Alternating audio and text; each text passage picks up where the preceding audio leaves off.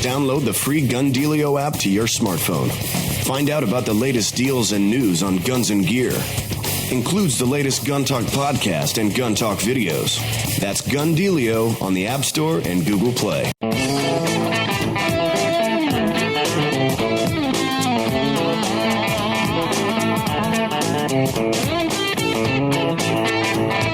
#1 national voice in defense of your Second Amendment rights. Gun Talk, available on iTunes and on the free Gun Dealio smartphone app for Android and iPhone. To be on the air with Tom, call us now, 866-825-5486 or 1-TOM-TALK-GUN. Now, here's Tom.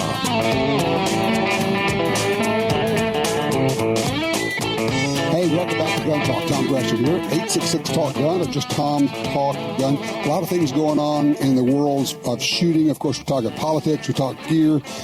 But it's always fun when you get to hang out with good shooters. And there are good shooters out there, and then there are better shooters, and then there's this other class. It's kind of like the Michael Jordans of the world. You're never really quite sure how good people can be till you see those guys. And joining me right now is a fellow who does exactly that level of shooting with a shotgun. Derrick Mine joins us right now. Hey, Derrick. Hi. Well, all right. So I just got this news release from Aguila Ammunition, and I honestly had a little trouble believing it or even understanding what this is. This is the what the heck is this event that you just aced out there with, was it 7 different competitions or something together? Yeah, you're talking about the World All-Around Championship. That's it. Describe the different shotgunning disciplines that go into this, because people need to understand when you change a discipline, like from ski to trap or something else, it's a whole different deal, right? Yeah, it is. You know, we shot every discipline you can shoot with a shotgun. We shot American trap. We shot their most difficult event from the 27-yard line. And if you haven't tried that is a really, really tough event. Yeah, I mean, for me, the targets are out of range when they come out of the house. Yeah, it makes you feel like that anyway. And then we shot American double skeet, which is, again, their toughest 12-gauge event. Mm-hmm. And, that hurt a lot of people. We shot super sporting, which is kind of America's version of sporting clays. Right. It's similar to 5-stand, but you walk around a course like sporting clays. Oh, okay. And then we shot international skeet, which is what they shoot in the Olympics, which might be the toughest of all of them to learn anyway. You have to start with your gun almost touching your hip, and the targets are about twice as fast as I was just going to say, the targets are just screaming. They're faster than people here have ever seen. Yep. And then we shot international trap. Some people refer to it as bunker, and that's also the Olympic version of trap. Shot ZZ birds? We shot ZZ birds, also known as Felice. Mm-hmm. And then we shot FETAS sporting, which is what the rest of the world calls sporting clays. I call FETAS sporting clays on steroids. Yeah, it is. It can be. So there's a bunch of you guys shooting this, and this is like 7 different types of shooting, and you got skeet, you got trap, you got bunker trap, you got international skeet, you got ZZ birds, you got FETAS, and you won this thing by 10 targets? Yeah. Okay, let me just explain. That's like in NASCAR, you have lapped the field. Nobody wins by 10 targets, Derrick. I mean, seriously. I mean, that's nuts. Yeah, it is pretty crazy winning by 10. It was kind of a product of the nature of the event, shooting all the different games. Mm-hmm. People miss everywhere. I missed several targets in places I didn't expect to, and really thought I'd left the door open, but fortunately nobody was able to take advantage of it. Absolutely. Now, for those who don't know you, they can see you shooting because Ryan went down and shot in Mexico with you at the Aguila Cup. And so we have that video on our YouTube channel, if you just look for Gun Venture there. And that was one of those deals where you're shooting around a sporting clays, and it's kind of like after a while, everybody kind of starts getting quiet because it was like watching a no-hitter. People started to realize Derrick has not missed a target today. And then as we get to the end, people start crowding around behind. They're all watching because they know what's going on. You knew, but you just didn't let on that you knew. You weren't talking about it at all. Yeah, I've been fortunate to break several perfect scores in my time shooting, and each one is just as special as the one before. And luckily, having been there before, I kind of knew how to handle myself. Yeah, we were lucky because we had the cameras there to capture the whole thing. It was amazing. How old were you when you started shooting? I was 8 years old. When did you actually start shooting competitively? When I was 8 years old. Okay, good deal. I've been competitive from day one. No kidding. Always wanting to get better, and just it's led me to this very blessed point in my life where I get to do what I love for a living. Were you, as a kid, just competitive at everything? Yeah, I was. I wanted to be the best at baseball, basketball, cross country, whatever it was I was doing that particular day. I wanted to be the best I possibly could at it. Well, now, okay, it's interesting you mentioned that because you mentioned baseball, basketball. I have been around a number of really top-notch athletes. And my dad played semi-pro ball, was signed by the Cubs, never went there. Really good ball player, but he was also a really good shotgun shooter. I mean, like, he would practice once a year and then go beat Bob Brister, for instance. It's kind of like, oh my God, what kind of natural talent is that? Ted Williams, of course, was a really good shot. You go on and on. There's a connection when you have that natural, if you call it a natural athletic ability. It really does translate to wing shooting, doesn't it? Yes, it does. It's I kind of call it that killer instinct where you've got something in front of you and you're going to go get it. It's like you're like the leopard. When the thing starts moving, you're going to chase it. You're going to go get it. Yep. And it took me several years after graduation to figure out what I had that nobody else on my high school teams had. So I couldn't figure out why, high school teams tend to play up and down with their competition. Mm-hmm. And I just couldn't figure out why that was. Well, now looking back, not everybody has that competitive desire to go win everything and be the best they possibly can. All right, quick story for you. I was doing a piece at the Olympic Training Center, and we brought in some action pistol shooters trying their hand at Olympic shooting. And Jerry Michalik was there. And, of course, you know who Jerry is. The guy's like one of the best pistol shots in the world. And he was shooting this game, and he came into my interview right after he shot. I said, how'd it go? And he looked really glum. And he said, well, I was doing great, and then I dropped one on the last target. I said, well, Jerry, this is just a demo. It's not really a thing. It's not competition. And he stopped, and he looked at me. His look could have burned a hole through my chest. He says, you do not understand. I want to beat these guys at everything. He says, I don't care if we're pitching pennies. I want to beat every one of them every time. I went, whoa, that's who you guys are. That's what you do. You get up, you think, I'm going to beat everybody today, right? Every day. Yep. That's the thought process when I go out on the sporting clays course is what do I have to do to break every one of these targets?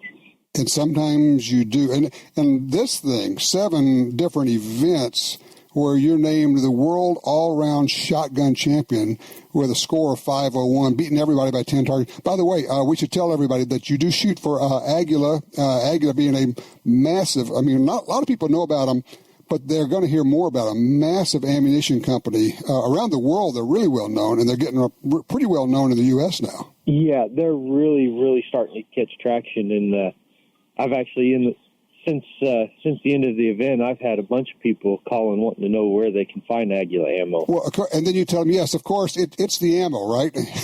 Yeah, of course. Of course. Well, Aguila ammo definitely plays a huge role in giving me the confidence to go out there and be as competitive as I am. Okay, key word there, and I've heard several shooters talk about that. You just said it again. confidence. You have to have the right gear so you don't have to think about it. You know, you have a good shotgun. It fits you. And then you have really good ammo, and you're just not worried about it. You can just put that out of your mind and do what you need to do. It gives you that confidence. Yeah, with all of my equipment, my Kohler Max Light shotgun and my Aguila ammo, it gives me the confidence to know that if I do my job and put the gun pointed in the right spot, it's going to go off and it's going to break the target. Absolutely. Well, Derrick, look, congratulations, man. That is a huge, huge deal. The world all-around shotgun champion, lapping the field by 10 targets. That is amazing. I can't wait to see you and get out, and I'll pick up a tip or two from you. But in the meantime, if people want to see you shooting, they can go to our YouTube channel, look for a Gun Venture right there, and they can see you going straight. Man, that was cool. Very cool. Thank you so much. Thank you, Tom. All right, you take care. You too. Now at LibertySafe.com, you can buy a Liberty Safe at a great price and receive 12 months interest-free payments with 0 down and 0% APR, with some safes as low as $20 a month on approved credit. Peace of mind, lifetime warranty, and in-home delivery service. Go to LibertySafe.com now for 12 months interest-free payments with 0 down and 0% APR. LibertySafe.com. Crimson Trace announces the revolutionary Link, the world's first wireless laser and white light system. Combining a green laser at 300 lumen light with instinctive activation for AR-type modern sporting rifles. Link offers wireless control of the laser and light from the ergonomic replacement grip, eliminating the need to reach for the rifle's forend. Link. Smart, simple, secure. Available now. Visit CrimsonTrace.com to find a dealer near you. Since 1937, Ducks Unlimited has led the charge on wetlands and waterfowl conservation.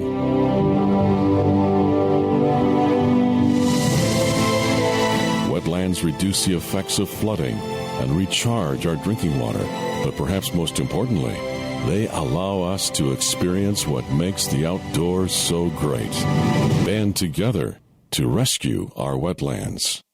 Think all ammo's the same? Think again. Aguila ammunition uses the highest quality materials and is one of the world's largest rimfire manufacturers.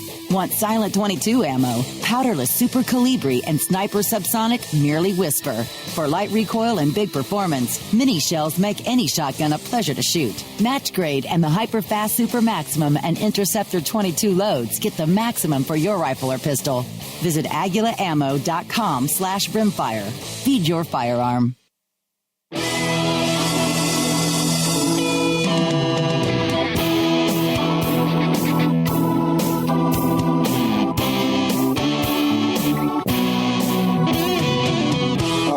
Imagine this is you.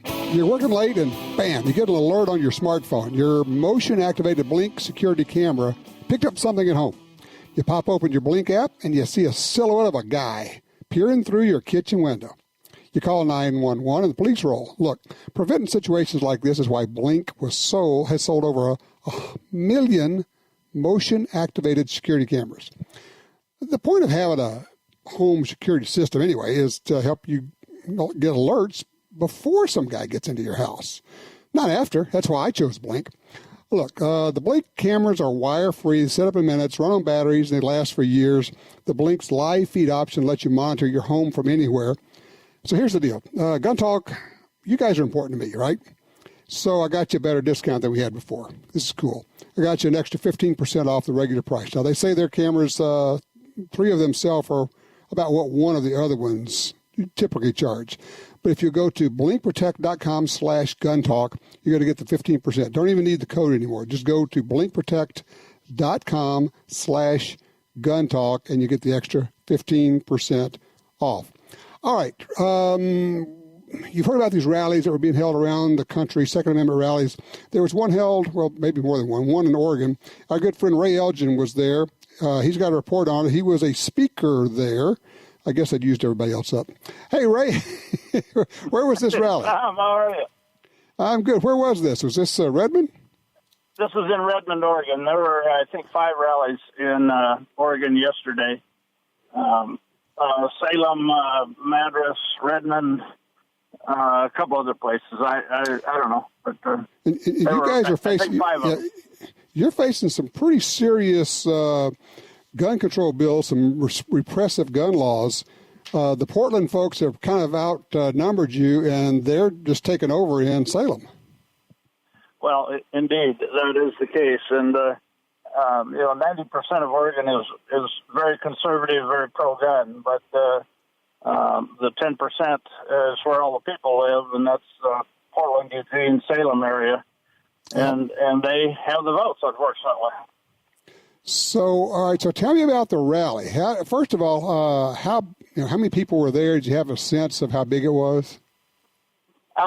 Yes, we believe there were around 500 people there. We expected quite a few more. One of the problems, quite frankly, that we had is that it was literally the first really nice weekend we've had in a couple months here, and it was just a gorgeous day, and it was the first beautiful Saturday we've had in a couple months, and so we lost a lot of people there that were out boating or doing whatever, but we had a very good, solid crowd of true patriots, and it was just a marvelous day, to say the least. All right, now I know they picked you as a key speaker there. What did you talk about? Well, I talked about the weather and, stuff like that. Smart. Good move. Don't want to irritate anybody or cause any consternation. Actually, Sharon Preston, she put this whole thing on, and she deserves an enormous amount of credit for it. I mean, she worked like 20 hours a day for several weeks to get this thing put together. And she does a great job. Yeah, she is. I wish I had half of her energy. I could jump over buildings. But Sharon really liked, we were talking a while back about the 1998 lawsuits that hit the industry, the 33 cities and institutions that filed lawsuits against us. And so many people aren't aware of that and how close we came to losing the whole industry. And she wanted me to talk about that. And I also talked about the real reason for Fast and Furious, which was to shut down the gun dealers in America. And, right. For those who don't know, these lawsuits, there were 32 or 33 of them ended up being filed, and they were very open about it. They said, look, our goal here is to cost the gun industry so much money that they won't be able to financially defend themselves, and we will crush them with the weight of the lawsuits. I mean, they didn't even care if the lawsuits had merit. They just said, we're going to file enough lawsuits where you can destroy the entire gun industry. Indeed, that's exactly what it was, and they were open about it. We're just going to shut you down with lawsuits, and that's the way it is. And it was taxpayer dollars paying for the lawsuits because these were cities filing the lawsuits. Precisely, and the entire goal was to shut us down. It was right after the big tobacco lawsuits, where it cost big tobacco a couple $1 billion, and they used the same law firms, and the wording in the lawsuit, they just crossed out tobacco and put in firearms. It was almost identical wording. It was just bizarre. And you were very involved in that. I know you went through a lot of depositions on that. Yeah. I started out flying around the country talking to governors and mayors, talking to them about how vitally important the shooting industry was to their citizens in their cities or states, and the tens of thousands of jobs that would be lost and the billions of dollars of revenue. And then they started calling me for depositions all over the country, and as I said yesterday, I'd sit for 8 or 10 hours with a camera in my face being asked questions by, pardon me, but idiot attorneys who didn't know a rifle from a fly rod. And it was a tough couple of years, to say the very least, but we won every lawsuit. And we came close. All we had to do was lose one of them, and then the insurance companies would have pulled out for all the gun companies, and gun companies quite literally would have had to shut their doors. I mean, it really was that dire. Yes, indeed, it was that dire. That's no exaggeration. It was heavily rumored that if one of those lawsuits, if they had been victorious in one of them, there would have been 500 to 600 more filed within a week, which and I knew the presidents of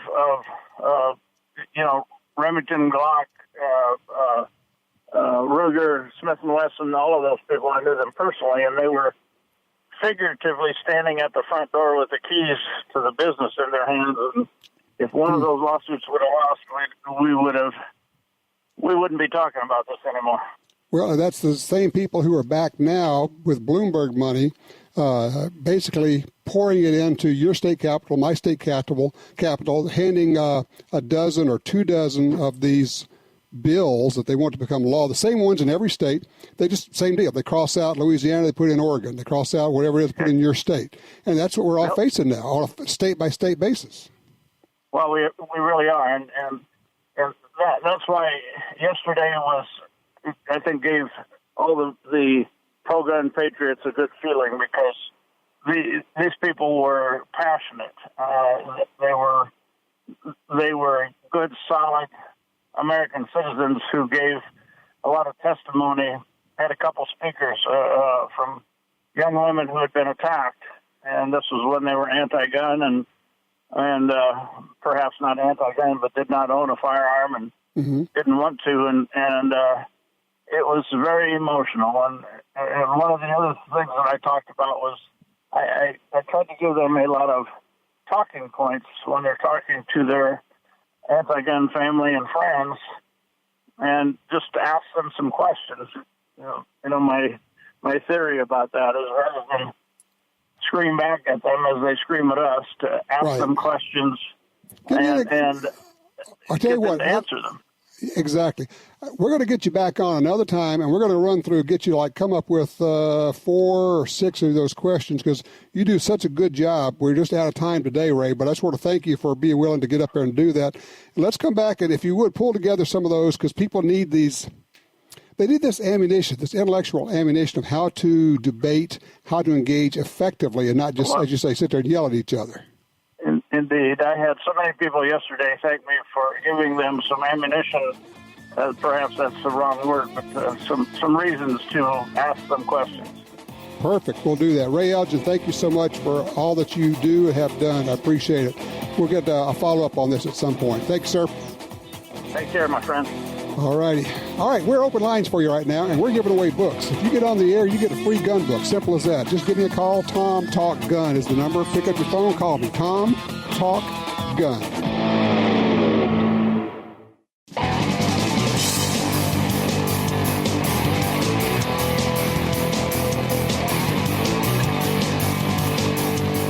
Sign up for our Gun Talk newsletter and join the Truth Squad at www.guntalk.com. Now, back to Gun Talk with Washington Times opinion page regular contributor Tom Gresham. Hey, don't forget to follow me on Twitter. I am at Gun Talk over on Twitter, and I'm putting out a number of tweets a day. They're basically just news reports. I scour the news, and I let you know what's going on. It's kind of, basically, it's your news feed with sources. It's not just here's something that somebody said, here's the actual link to it. So just follow me on Twitter. I am at Gun Talk there. Let's see. National Teachers Union cuts ties with Wells Fargo over bank's ties to NRA and guns. The American Federation of Teachers said Thursday it is cutting its financial ties with Wells Fargo as a result of the banking giant's relationship with the National Rifle Association and gun makers. The AFT, a 1.7 million member national union, is dropping the bank as a recommended mortgage lender to which it currently channels more than 20,000 AFT mortgages. Yada, yada, yada, blah, blah, blah. Quote, it can't be the bank for America's teachers. It can be the bank for America's teachers, or it can be the bank for the NRA and gun manufacturers. But given the NRA's refusal to even help mitigate gun violence, Wells Fargo can't be both, said a spokesperson. Wells Fargo said, we're not going to pull out of our relationship with the NRA, and we don't think customers want us to tell them what to do with their money or what we should be doing, how banks should cut people off. So if you've considered going to Wells Fargo, you might consider that. If you're a teacher, if you get a mortgage, you might go to them and say, hey, I want a mortgage with this outfit. And by the way, I'm a teacher. Line 4, Jose's with us at Twin Falls, Idaho. Jose, you're on Gun Talk. What's your favorite gun? Good day, sir. My favorite hunting rifle is a Tikka 3038 Win Mag. Love that puppy. Yeah. My favorite pistol is a 10 Folio. I think that's pronounced right, I hope. 10 millimeter. Folio, yeah. In 10 millimeter. Sorry, what was that, sir? In 10 millimeter, you say? Yes, sir. Why 10 millimeter? 10 millimeter is it's just like the 3038. It's a great all-around round. You can get heavy loads for it. You can get hot loads for it. You can get hot light loads for it. You can get really light loads for it that are really easy to shoot and fun to shoot. Mm-hmm. How long have you had that 10? Oh, probably almost 15 years now. Ooh, yeah, okay. So you must like it. You had it a long time. You still shoot it. Yes, sir. As much as I can. Not near enough. Cool. What I would really love to give a range report on is something that's not talked about enough these days, and that's just having an awesome dad. Like you, sir, I was blessed with a fantastic father who just has done everything he can to give me everything I've ever needed in life and do everything he could to help me out in life, And he's really an amazing fellow. 80 years old. Doesn't matter how much I work, what I do, he's going to work 16 hours a day, 7 days a week. He's something else. That's quite the role model. He came to this country as a sheep herder when he turned 21 back in, I think, like 58, to herd sheep. Came from a country the Basque country, just devastated by Francisco Franco. I'm just going to ask you if he was one of the famous Basque sheep herders in Idaho. Yes, sir, he was. I've seen the crews. I've seen him go right by our cabin over in Cascade, and it's weird. It's like they show up and there's these hundreds or thousands of sheep. They're there for a day or two working their way by, and they're riding horses and they're walking, and then they're gone. Yes, sir. It's amazing. Well, please tell him thank you for what he has done and for coming to America and for what he's done for you. But mostly, here's the thing I want to say, and you're probably already doing it because it sounds like you're a great son. Tell him how you feel and tell him what it means to you. Oh, I do. I actually quit college just so that I could be around to help him through life. I wasn't real great as a teenager, so I just wanted to do something to kind of make up for that. So, well, that's pretty cool. It really is. Now, that's a range report for you. Jose, thank you very much. I appreciate that.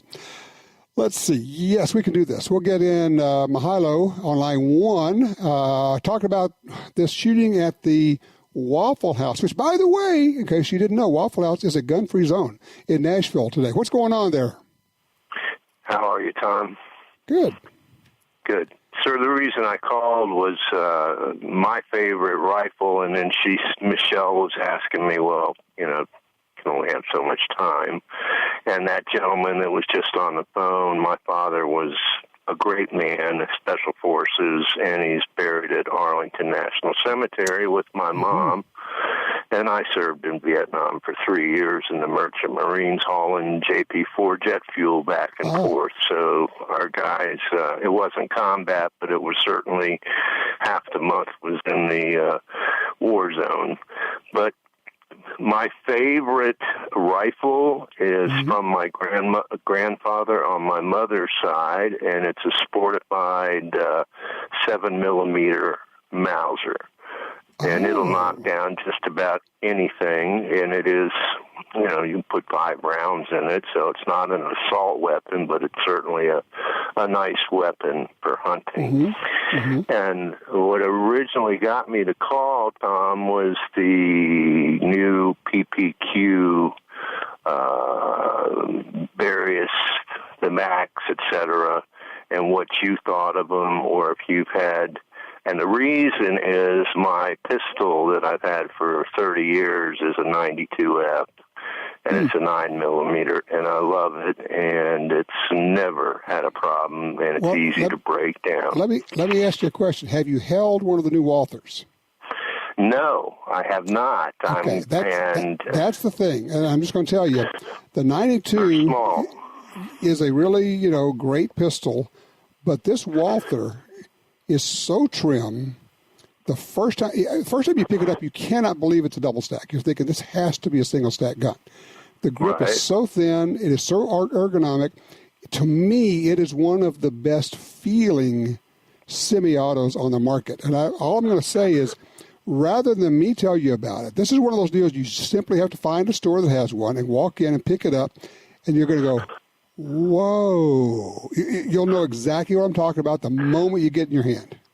Well, it's more for my wife, who even better carries, and she likes I know it doesn't compare to a 45, et cetera, but the extensions that I've seen, if you buy one from Walther, and it does come with a 15-round and a 10-round mag, and there's a place that it looks like I could almost, I have large hands, she has, she's 6 foot tall, but she has woman's hands, and she's Annie Oakley incarnated. She's a heck of a shot. Well, all right, let me jump in, because I've got this hard break I've got to get to here. I want to say one thing there, because you said it's not a 45. It doesn't matter.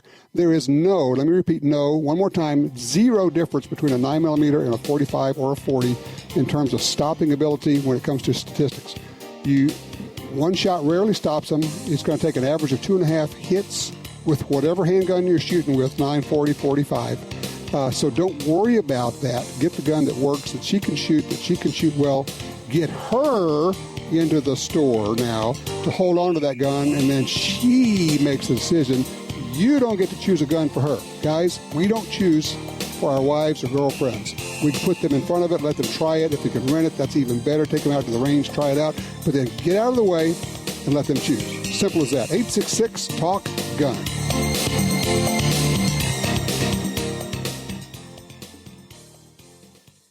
For more than 70 years, Timney Triggers has been enhancing the shooter's experience. Whether it's a local competition, a day at the range, or even the hunt of a lifetime. Setting the standard in aftermarket triggers, Timney is now producing more than 170 models of triggers for bolt-action rifles, shotguns, AR rifles, and semi-automatic rifles. Proudly made in the USA since 1946. Find your new trigger at TimneyTriggers.com. Hi, this is Tom Gresham from Gun Talk. America is losing critical wildlife habitat at a rate of 1 football field every hour. It's happening on the Louisiana coast, but it's critical to all sportsmen and conservationists. These precious wetlands provide winter habitat for more than 10 million ducks and geese annually, waterfowl that migrate north through dozens of states. Don't shrug it off. Get involved. You can help. Visit vanishingparadise.org.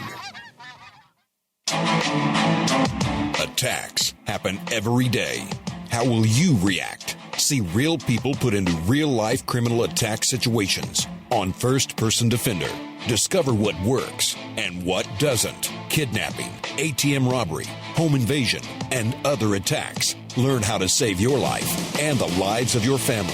Get the entire first season on DVD at shopguntalk.com. Get prepared.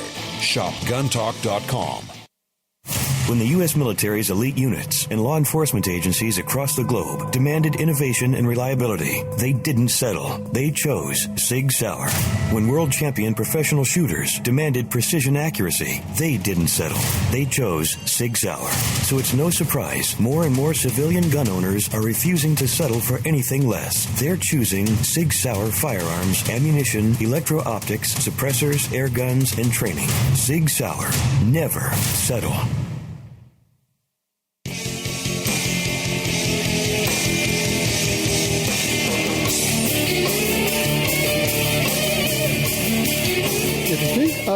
In Indiana, Wabash Avenue Presbyterian Church in Crawfordsville, Indiana, about 50 miles northwest of Indianapolis, working with the Crawfordsville Police Department, plan to accept guns and accessories later this month in exchange for gift cards.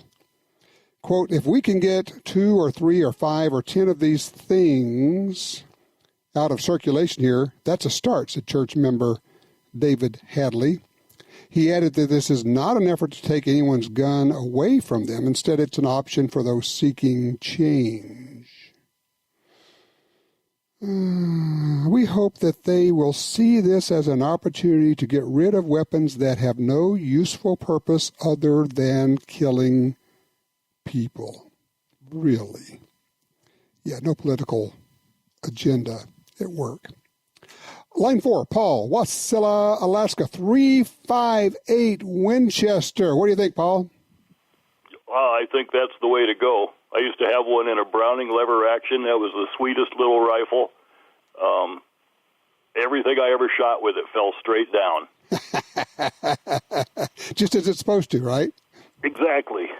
I'm looking here, a note from a friend. That's Ruger Model 77, Browning lever action, Savage 99 were all chambered for it, as was the Winchester Model 88. And I think probably some AR-10s have been chambered for it as well. I have seen that listed various places. I haven't seen one on the hoof. You know, and it's a fun little cartridge because it's a 308 length. It's a short cartridge shooting a 35 caliber bullet, but it doesn't have the big kick and recoil that some of the big 35s do. It's a little bit less than a Whalen, but not a lot. And I've always loved the 35 Whalen. Well, I used to push a 250 grain bullet at about 2,400 feet per second out of my little Browning. Nice. And it had some thump. Sure, and it'll shoot through whatever you want to shoot through. Exactly. Yeah, I mean, that's for those who don't know, we're talking about elk, deer, moose, bear, whatever you want to do with it. The 35s, for some weird reason, that caliber has never been real popular in the U.S. It's always been one of those, we have those too. 35 Whalen, 358, some others. But, 33 calibers, 338s are popular, 30 calibers, of course. I don't know why it is, man, Paul, but the 35s have never really caught on that hard. Oh, but, hey, can I tell you my suggestion for getting rid of the guy's RG revolver? Oh, yeah. It's funny that you let in with your gun. I think you should take it to a gun buyback. Oh, that's brilliant. Oh, my gosh. Rather than give it away or destroy it, take it to a gun buyback, get money for it, and then go buy a gun. Exactly, or at least ammo. Or something, yeah. Okay, that's brilliant. I don't know why I didn't think of that. Shame on me. That is so smart. Yes, if you've got a gun that's just rotten and terrible and not worth anything, and you might even think it's dangerous, take it into a buyback. And make sure, thing is, even if they're not destroying them, if they're going to resell them, they will check it. If they find it to be unsafe, they will then not put it back on the market. So that's smart. Paul, I don't know why I didn't think of that, but I applaud you, man. Good thinking. Investment banker, huh? I love it. Thanks for the call, man. Let's see. Kevin's in Florissant, Missouri on 2. Kevin, what's happening in Mo? Hey, Tom. I inherited an Auto Browning 5. Yeah? An Auto 5 from my father, and I just don't know much about the gun. I shot it when I was a teenager, probably 40 years ago, and I don't know, what I shouldn't take apart or what I should look for as far as wear. Those are pretty. They're pretty old, and they're really pretty unsafe. But if you're okay with it, I would take that off your hands and make sure that it goes to a good home. Oh, I didn't pull that off, did I? No, I've heard that one before. Probably what I would do is if it hasn't been shot for a while, if you're not real familiar with it, you might want to just take it to a gunsmith and have it looked over and cleaned well and just have them kind of just check it out. But that's very cool. And the thing about the Browning A5s is you either like them or you don't. If you grew up shooting a humpback Browning, you love the look, the sight picture. If you didn't, if you were like an 1100 guy or an 870 guy, you hate the look of them. And I think people just divided that way. And that was my buddy David Tarver. He shot a 16 gauge, Sweet 16. I shot a Model 12 pump. I couldn't shoot his gun. He couldn't shoot my gun. It was just the way it was. But I think you got a cool one. I would take it to a gunsmith, get it checked out, get it cleaned, and then just go shoot it and have a ball. Way to go, man. That is very cool. Hey, Kevin, thank you for your call. I appreciate that. Oh, man. Inherited guns, stories. Oh, the other thing is, if there's any way possible, collect the stories about the gun. Either if the person, family members who can talk about it, or stories that you heard that write them down, keep them somewhere so that when somebody else ends up with that gun, the stories travel with the gun. Because for many of us, the guns are the conduit for the stories.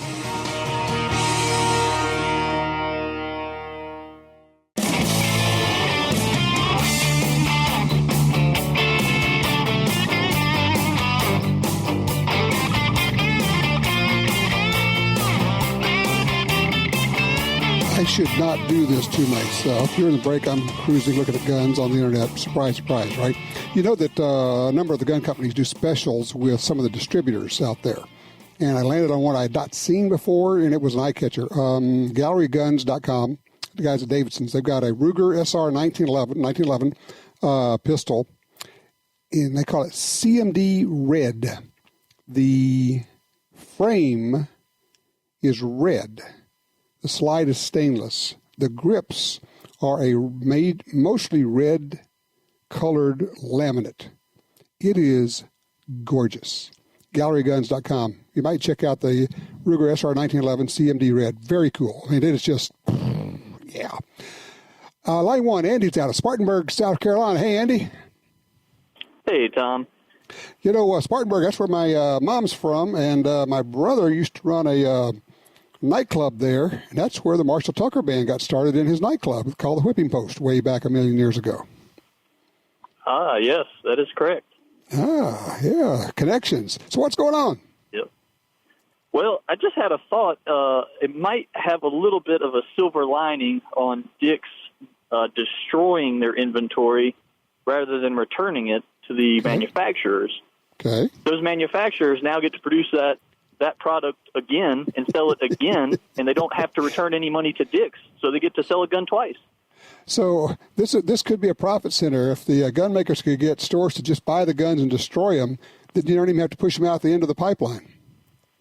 Correct. I mean, it's much better for them to sell it to Dick's and get paid on it and then sell it to another independent store because Dick's destroyed it and people still want to buy it. For those who don't know, the Dick's chain of sporting goods, they also have a subsidiary chain called Field & Stream. A lot of people did not know that Field & Stream is owned by Dick's. And not only did they announce that they're not going to sell AR-15 rifles, regular modern rifles, and magazines, but they weren't going to return them. They weren't even going to donate them to law enforcement. They were going to destroy these rifles. Idiotic. I mean, virtue signaling of the worst kind. Now, also, maybe, for all I know, they didn't have any left. They may have already stopped selling them or sold out of them. I mean, I don't know how many they had, but it was, essentially it was just virtue signaling. Look at us, we're pure, we're good, leave us alone.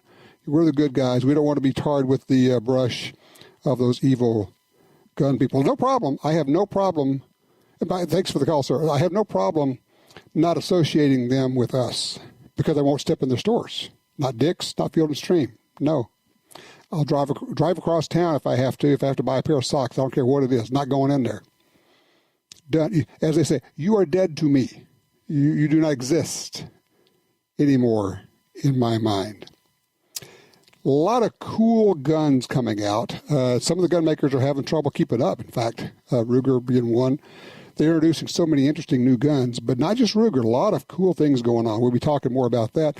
In 2 weeks, 3 weeks, we're going to be doing a show live, actually, maybe 2 of them, from the NRA annual meetings in Dallas. If you're going there, by all means, come by and see us while we are there. I think we're going to be at the Ruger booth and at the SIG booth. I think it is. I think it's SIG or FM. I'll double check on that. Let you know. We'll have a plan, but you can come by, wave, say hi, heckle. It's all good. We'll have some fun. If you've never been to an NRA annual meetings, you need to go. It's in Dallas. It's cool.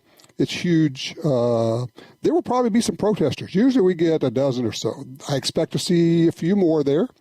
They will be ineffective, as they generally are, because we're in the right, because we're the good guys, we're the good gals. We own guns responsibly. We teach gun safety, not gun confiscation, not gun banning, not gun burning. It's kind of like book burning, isn't it?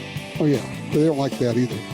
Tell you what, if you want to call me right now, do so. Just call me at Tom Talk Gun. We'll get you into the after show. In the meantime, take somebody out shooting this week. Have a great time. Be safe. Watch out for those public ranges.